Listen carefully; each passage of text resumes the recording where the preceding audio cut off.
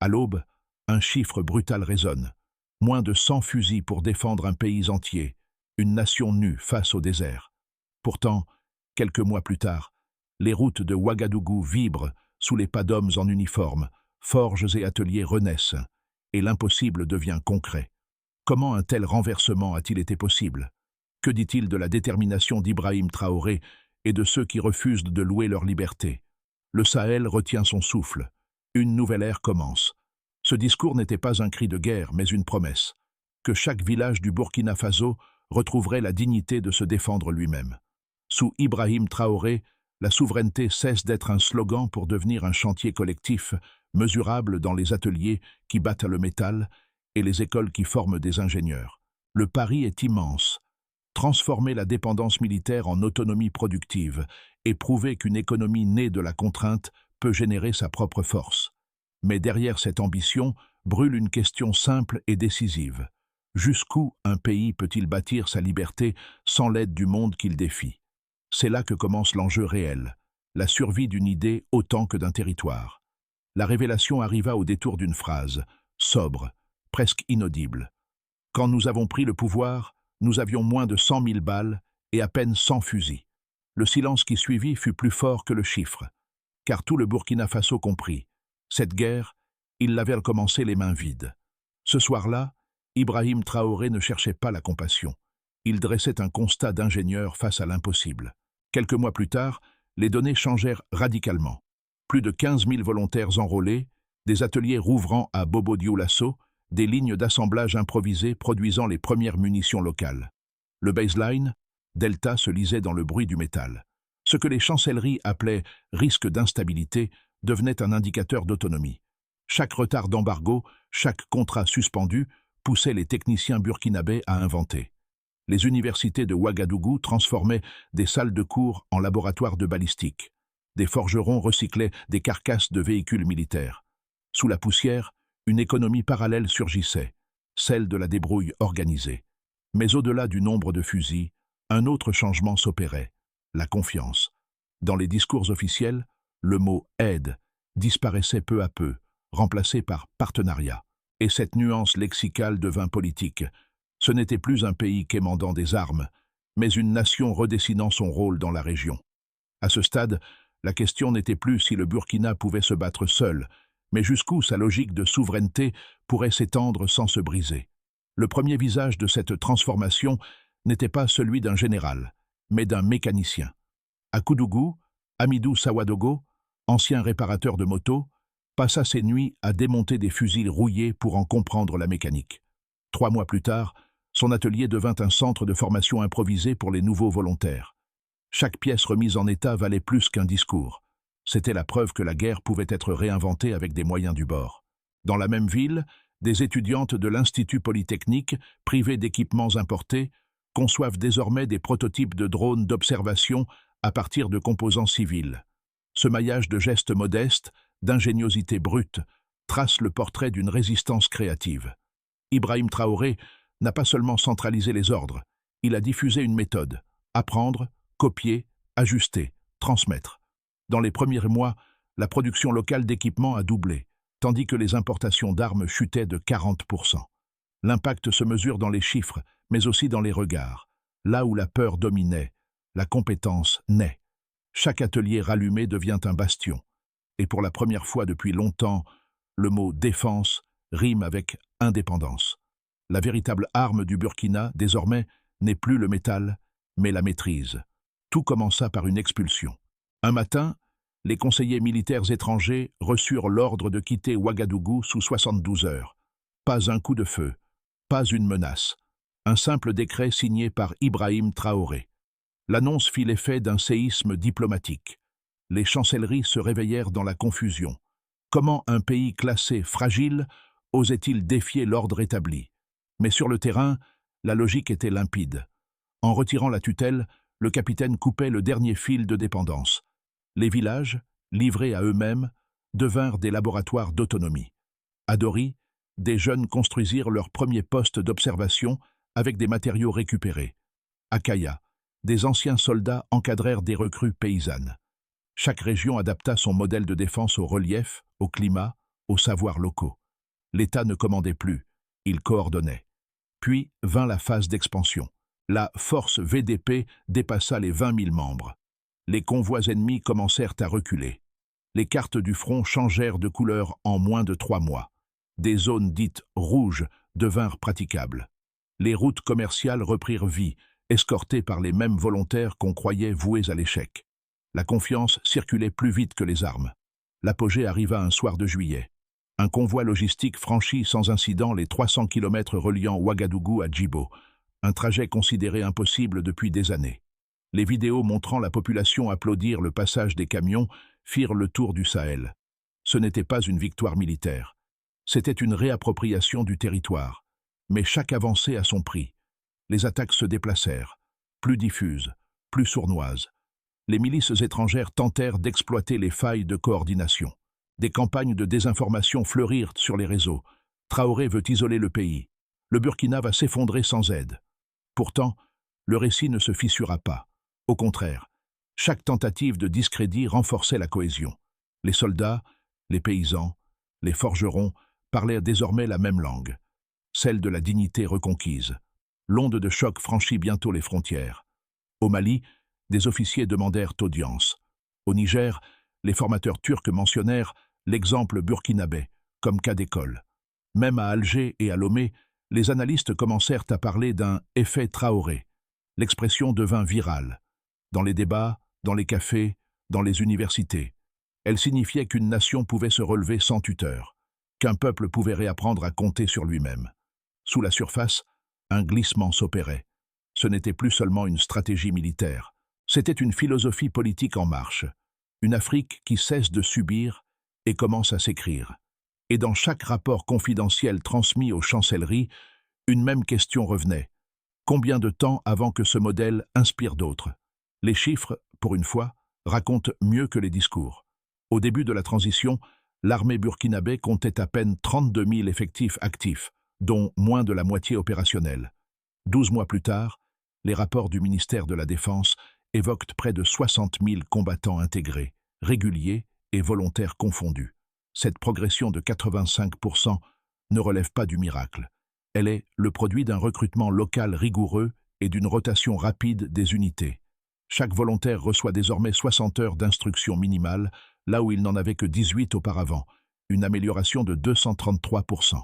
Ce chiffre, anodin sur le papier, traduit une révolution dans la préparation tactique.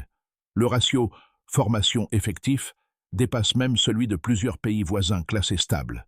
Mais la transformation la plus spectaculaire se mesure dans les ateliers. En 2022, la production locale d'équipements militaires se limitait à 2% des besoins nationaux. Aujourd'hui, elle atteint près de 47%, grâce à la relance d'une douzaine de sites de maintenance et de petites fonderies. Chaque pièce produite localement épargne environ $600 d'importation. Cette économie cumulée équivaut à plus de 20 millions USD réinjectés dans la logistique intérieure. L'effet n'est pas que comptable. Il soutient des chaînes d'approvisionnement civiles, de la métallurgie à l'agromécanique. Les chiffres deviennent alors des symboles tangibles de souveraineté. Sous la supervision d'Ibrahim Traoré, les statistiques budgétaires suivent la même trajectoire. Le budget de défense, autrefois grevé par 65% d'importation, consacre désormais près de 40% à la production nationale et à la recherche appliquée. Chaque centime dépensé sur le sol burkinabé se transforme en levier de formation et d'innovation. Les audits financiers internes montrent une baisse nette de 28% des pertes logistiques en 12 mois. Derrière ces pourcentages, un message politique limpide, l'argent public commence à circuler en circuit fermé au profit de ceux qui créent. À l'échelle régionale, ces progrès bouleversent les comparaisons. En moins d'un an, le Burkina Faso affiche la plus forte réduction de dépendance militaire externe du Sahel. Le modèle Traoré devient un cas d'école pour les chercheurs africains. Comment transformer une guerre d'usure en laboratoire d'indépendance? Les chiffres sont précis, mais l'histoire qu'ils racontent est plus vaste, celle d'un pays qui apprend à compter autrement, non plus en armes reçues, mais en capacités acquises. Et dans ce calcul-là, chaque boulon forgé vaut une victoire silencieuse. Les critiques, au Sahel comme ailleurs, ne manquent pas. Pour certains diplomates, la trajectoire d'Ibrahim Traoré serait une fuite en avant. Trop rapide, trop risquée, trop solitaire. Ils brandissent l'exemple des sanctions, des pertes d'investissement, du gel de projets humanitaires. Selon eux, la souveraineté ne nourrit pas les villages, elle les isole. Sans partenaires, affirme-t-il, le Burkina Faso risquerait de s'enfermer dans une économie de guerre, incapable d'attirer le capital nécessaire à sa reconstruction. D'autres, plus nuancés, redoutent une dérive militaro-industrielle. La croyance qu'un État peut tout produire seul. Ils rappellent qu'aucune nation moderne n'a atteint l'autonomie totale, que même les puissances régionales dépendent d'alliances. Ces voix invitent Traoré à rouvrir les canaux diplomatiques, à distinguer indépendance et isolement. Dans leurs mots, on sent la nostalgie d'un ordre prévisible, celui où l'Afrique achetait sa sécurité plutôt que de la construire. Face à ces arguments, le gouvernement burkinabé ne se contente plus de répliquer par l'idéologie. Il répond par des résultats mesurables. Les exportations de produits finis ont augmenté de 12% depuis la relocalisation des ateliers d'armement. Le taux de scolarisation dans les zones sécurisées a bondi de 18%. Et surtout, selon des observateurs régionaux, la coopération inter-AES a réduit de moitié les incidents transfrontaliers. Ces chiffres ne réfutent pas les critiques. Ils les repositionnent. L'objectif de Traoré n'est pas de prouver que le Burkina peut vivre sans le monde, mais qu'il peut enfin négocier d'égal à égal. L'indépendance n'y est pas un isolement, c'est une posture de respect. Et dans le vacarme des opinions, cette nuance reste souvent la plus révolutionnaire. La carte s'est allumée. Sur les écrans du quartier général de Niamey, 3 signaux s'unissent. Niamey, Bamako, Ouagadougou.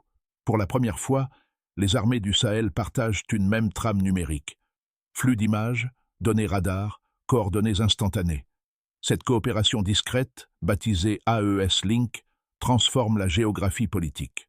L'information devient une arme plus décisive que les canons. Sous l'impulsion d'Ibrahim Traoré, les frontières cessent d'être des murs. Elles deviennent des circuits. Chaque opération est planifiée à 3 voies. Chaque succès appartient à tous. Les pilotes maliens volent avec les analystes nigériens. Les techniciens burkinabés corrigent les algorithmes en temps réel. Ce maillage inédit bouleverse les habitudes des puissances extérieures. Aucun poste de commandement étranger, aucun superviseur visible. Et c'est là, dans cette invisibilité volontaire, que le tournant se joue. Le Sahel ne parle plus de souveraineté, il la pratique. D'abord, pour la nation. Dans les villages du Nord, la peur a reculé. Les marchés rouvrent, les écoles reprennent, les routes redeviennent praticables. Les récits de fuite cèdent la place aux histoires de retour. Les agriculteurs cultivent à nouveau des terres abandonnées depuis 3 ans. Les chiffres officiels annoncent une hausse de 27% de la production céréalière dans les zones sécurisées. La souveraineté, ici, se mesure à la stabilité retrouvée. Ensuite, pour la défense. L'armée nationale, longtemps perçue comme dépendante, retrouve une cohésion inédite. Les rapports de terrain mentionnent une baisse de 42% des attaques réussies en 12 mois. Les unités mixtes, VDP, armées régulières, appliquent une tactique simple. Mobilité, coopération, initiative. Ibrahim Traoré impose une discipline horizontale. Chaque officier doit former son successeur local. Cette logique de transmission transforme la structure militaire en écosystème d'apprentissage. Le front cesse d'être une ligne, il devient un réseau. Puis, pour le développement. L'effet dépasse la guerre. Les artisans formés pour l'entretien des armes se reconvertissent dans la mécanique agricole. Les ingénieurs de la défense testent des alliages destinés à l'industrie civile. Les usines rouvertes génèrent plus de 6000 emplois directs en 1 an. Les flux financiers restent domestiques. La commande publique soutient la production nationale. Ce mouvement, voulu par Traoré, relie la sécurité à l'économie, 2 moteurs d'une même machine. Les banques locales recommencent à prêter aux coopératives, preuve que la confiance revient. Enfin, pour la région. Au-delà des frontières, l'équilibre du Sahel change. Les missions conjointes avec le Mali et le Niger multiplient les succès tactiques. L'AES devient une matrice d'expérimentation, plans partagés, données croisées, doctrine commune. Les États voisins observent, parfois inquiets, parfois admiratifs. Les grandes puissances peinent à trouver leur place dans cet ordre naissant. Mais une évidence s'impose. La sécurité régionale n'est plus négociée à Paris ou à New York. Elle s'écrit désormais à Ouagadougou, Bamako et Niamey, en code local.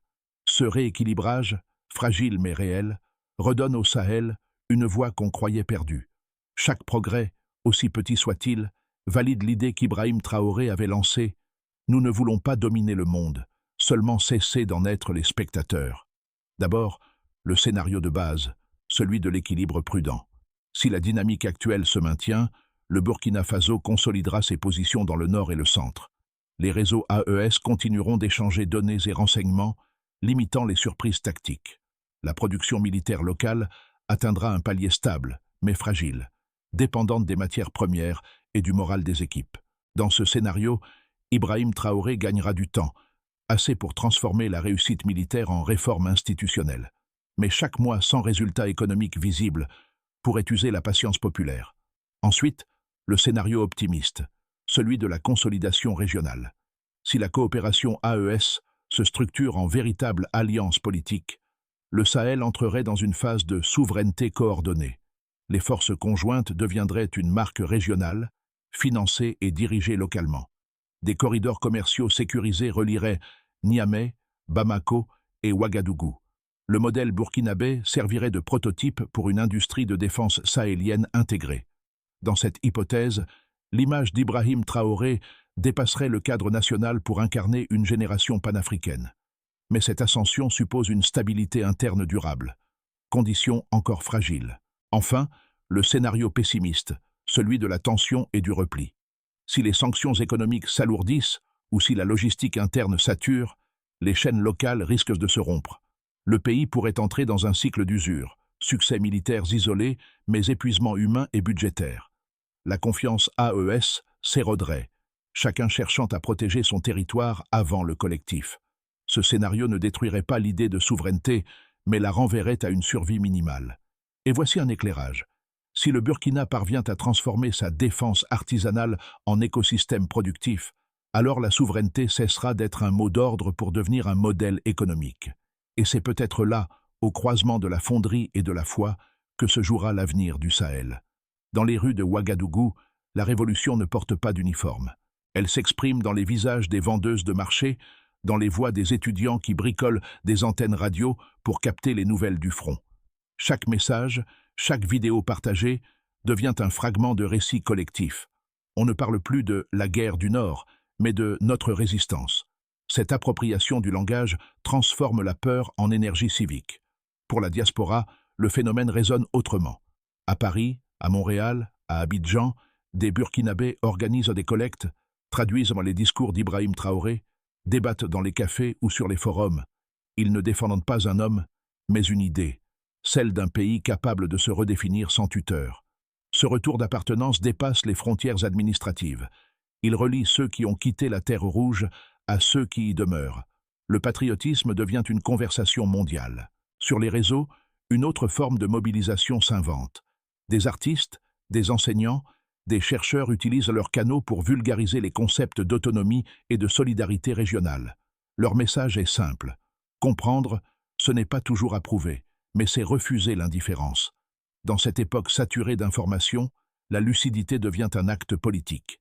Et peut-être qu'au fond, c'est là le pari d'Ibrahim Traoré, rappeler à chaque Burkinabé, où qu'il soit, que la souveraineté n'est pas un drapeau à brandir, mais une responsabilité partagée à exercer, jour après jour. La souveraineté, pour durer, doit s'organiser. Sous l'impulsion d'Ibrahim Traoré, le Burkina Faso trace une méthode en 5 étapes, simples mais exigeantes. Première étape, cartographier la capacité réelle. Chaque région doit établir son inventaire. Effectifs, ressources, ateliers, routes. Cette base de données unifiée permet de planifier les priorités sans dépendre d'aides extérieures. Deuxième étape, former avant d'équiper. Un soldat bien formé coûte moins cher qu'un arsenal mal utilisé. Des modules civilo-militaires accélèrent la professionnalisation locale avec un suivi mensuel. Troisième étape, produire et réparer localement.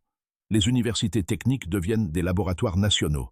Chaque prototype validé passe en microproduction régionale. Objectif mesurable, 60% d'autonomie logistique d'ici 12 mois. Quatrième étape, mutualiser dans l'espace AES. Le partage des outils et des savoirs entre le Mali, le Niger et le Burkina réduit les coûts et renforce la confiance. Une charte de maintenance commune est déjà en test sur les bases de Gao et de Dori.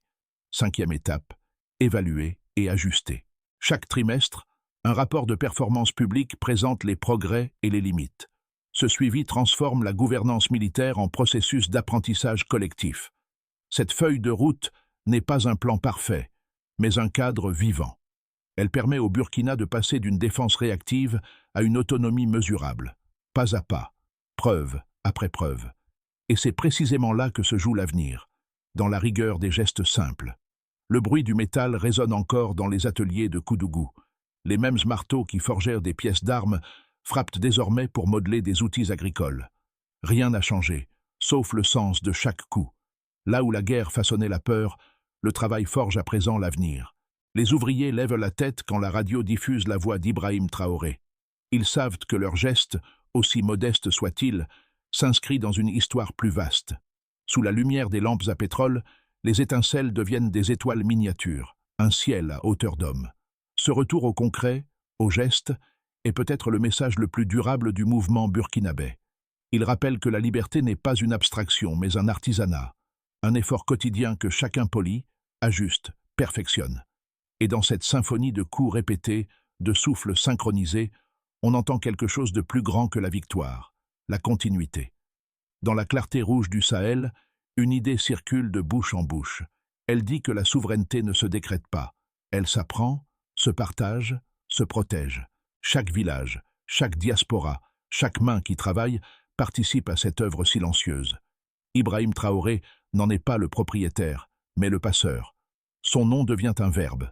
Traoriser, c'est faire avec peu, mais faire vrai. Sur les réseaux, dans les marchés, dans les écoles, la même question revient. Que ferons-nous, nous aussi, de cette liberté qu'ils construisent? Car la révolution ne se mesure pas à la durée d'un mandat, mais à la capacité d'un peuple à continuer sans héros. Alors, si cette histoire vous parle, laissez une trace, un mot, un partage, une réflexion. Pas pour l'algorithme, mais pour la mémoire commune. Parce qu'au bout du compte, c'est la parole des peuples qui écrit la suite. Et si le futur du Sahel commençait par nos voix?